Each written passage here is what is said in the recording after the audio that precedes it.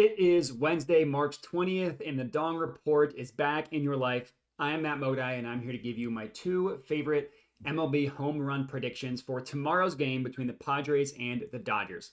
As for today's game, unfortunately, we did not get any home run predictions correct. Of course, there were no home runs hit in the entire game, so it's generally difficult to predict a home run in games in which no home runs were hit. So we were 0-2 yesterday, down 1 unit as I put a half unit on each. That's obviously our season record as well because that was the first game of the year. As for last year, just to give you the results of last year, we were up about 61 units of profit last year with an ROI above 10%.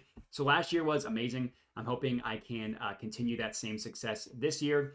It's tough when there's only one game, but I still really wanted to get plays out, and I still really did like the plays that I gave out as well. So not making any excuses. Hopefully we can have a better day for tomorrow's game. If you are not already, make sure to subscribe to my YouTube channel, like the video, comment, all that stuff helps me out a ton. And let's see if we can get donged for tomorrow's game. Let's get into these picks. First up, obviously in the Padres versus Dodgers game, my first pick is Shohei Otani, plus 300 odds. This is at FanDuel. So the pitcher for this game, pitching for the Padres, is Joe Musgrove. And I will admit, if you're just looking at the handedness of the batter, technically you do want to target right-handed batters than lefties. And I'm going to detail that in my next pick as a sneak preview. Will be a right-handed pitcher for the Dodgers. But even with that thought in mind, I still do think it's worth riding with Otani in this one because Otani is significantly better against right-handed pitching than he is against lefties. So it's kind of you have to just kind of weigh your options there. Last year, Otani just mashed right-handed pitching a lot better than he did left-handed pitching, which is why I'm comfortable riding with him in this game. Now, Otani was great everywhere. He was good against lefties for sure, but his splits between righties and lefties last year is just ridiculous. So last year, against left-handed pitching, his ISO rate was 28.8%. Now, if you missed yesterday's video, I quickly defined it. ISO rate stands for isolated power. Literally just measures how much batter a power has. Anything that is 25% and above is considered excellent. It's considered great for FanGraphs standards. So 28.8%, yeah, that's very good. Well, look at his ISO rate against right-handed pitching. It's a ridiculous 37.4%. That was Shohei Otani's ISO rate against right-handed pitching. Now, to put that in context for you, the batter that ended the season with the best ISO rate outside of Otani in the MLB last year was Matt Olson, and his was at 32.1%. That's obviously very good.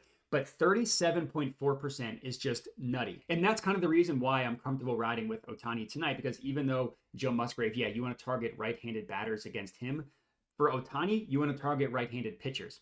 In terms of barrel rate, last year Otani's barrel rate was 19.3%. I'm not going to define it in every video, but just for those of you who missed yesterday's video, barrel rate literally just measures how well you hit the barrel of the bat when you make contact.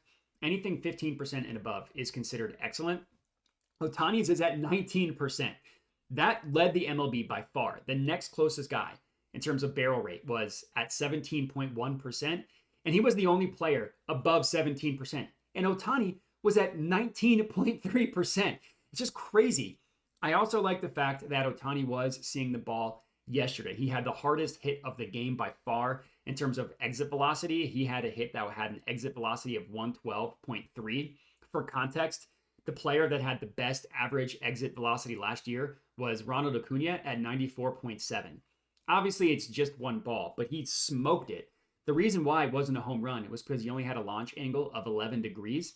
And for the sweet spot for home runs, you want a launch angle between 25 and 35 degrees. That's kind of the sweet spot. And then also really the sweet spot for exit velocity is about 95 miles per hour or higher.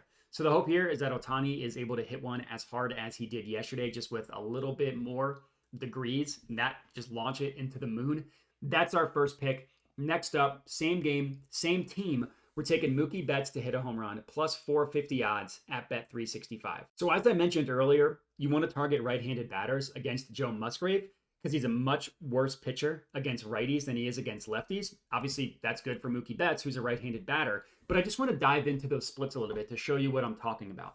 So Joe Musgrove's home run per 9 against right-handed batters, is 1.22 home run per 9. That's very bad. For context, that would have been the 14th worst in the entire MLB last year. That would have been the 14th worst home run per 9 if you extrapolate that 1.22 out for the entire season. Also, he got lit up during spring training. Obviously, that doesn't mean everything, but it's still not a great sign. You need to take it with a grain of salt because it is just spring training. But if you look at his spring training stats, he had a home run per nine of 1.5 and a home run to fly ball ratio of 33.3%. That's awful. That's essentially saying 1/3 of the balls that were fly balls ended up being home runs. That's really, really bad. Now, I will admit that Mookie Betts is better against left-handed pitching than he is against right-handed pitching. So this is kind of the inverse of Shohei Otani, where Mookie is a little bit better against left-handed pitching than he is against righties. But it's not like he's bad against righties either. His ISO rate against right-handed pitching last year, this is on the entire season, was 23.7%. Not the excellent category, but still considered good, again, according to FanGraphs. His barrel rate was 12.4%, which is also considered good. As long as you are good or above in terms of ISO rate or barrel rate, then I'm comfortable riding with you. So even though Musgrave is a right-handed pitcher and Mookie is technically better against lefties, if you just look at the pitcher-batter matchup, this is listed as an extreme advantage in favor of Mookie Betts. Now, my source for this is Ballpark Pal, but you can literally type in the batter and the pitcher to get the matchup and who they think is better against who. They literally list this as a +10 extreme advantage in favor of Mookie Betts. For context, +10 is literally the highest Ballpark Pal will go in terms of an advantage. Literally lists him having the biggest advantage against Joe Musgrave, which is also a good point in our favor. And then lastly, in the game yesterday, Mookie Betts hit a ball that had an exit velocity of 96.3 with a launch angle of 28 degrees. That sounds great in theory. That is within the sweet spot. Unfortunately, it did not quite travel far enough. But if he can barrel one up again for tomorrow's game like he did today, I would be very confident that it goes yard. And that's all we got. 2 dong picks for you guys to lock in. And the last thing that I'll mention, I mention it at the end of every video, is that I do have a Dub Club. It's only $5 a month. And what I do for Dub Club is I send out picks. So the picks you see me give out on YouTube, I send out on Dub Club. The way it works is the plays you see me give out on YouTube, I'll send them out first on Dub Club. It's a way, if you don't care about watching the videos or if you don't have time to watch the videos, just get everything sent directly to your phone. Or if by the time you watch these videos, the odds change, that's another reason why I ended up going with the Dub Club. Again, it's only $5 a month because I recognize you can get everything for free either on YouTube or on Twitter. I just like to give people the option, whether they don't want to watch the videos and they just want everything sent to them, do that for $5 a month. Or you would rather just get everything for the better price of free on YouTube and Twitter. Totally fine with me. And that's all we got. Appreciate everybody for watching and have a good one.